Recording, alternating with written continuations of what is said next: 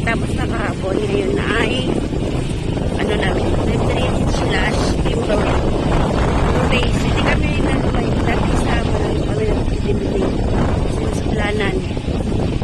Hindi na kami nag-ano sa malayo. Tsaka walang sasama. Kasi pasukan na ng mga public school at saka ibang school.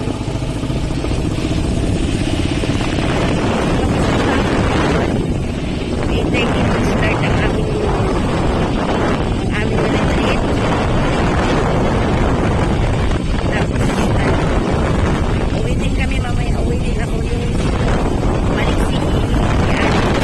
Uwi kami lahat. Kailangan ko bumili ng cup kasi para paglalagyan ng sabaw tsaka timplahan ng kape. Since hindi naman ako inom ng kape, wala. Tara, samahan niyo ako. Lia, thank you po. Salamat.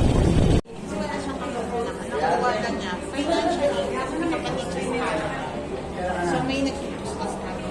Pero sabi, kahit may pera ka, wala naman talaga mag-aalaga. May picture ko sa akin. Yan, picture yan. Sabi niyo ba ito? Parang di anin. Madami kasi kami. Anin na aso. Hindi ko siya. Tapos may pa siya. So hindi naman yung property.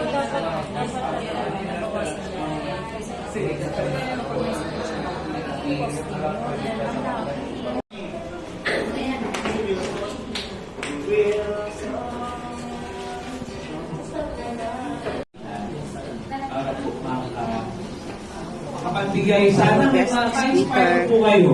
Sana makapagbigay ako ng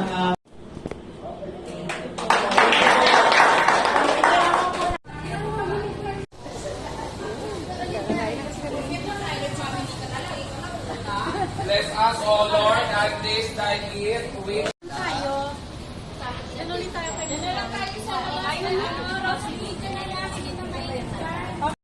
na hindi tayo dapat mapagod.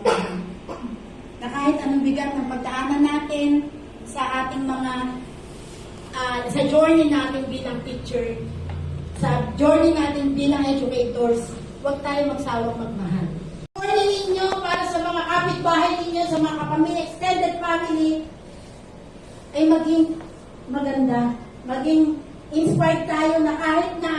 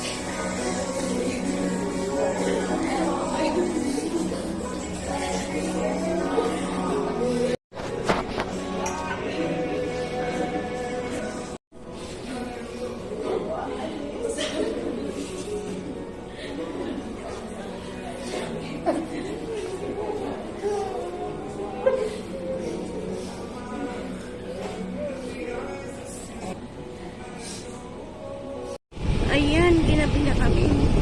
Pero, very meaningful yung aming retreat kasi marami kaming nagawa. Na-refresh.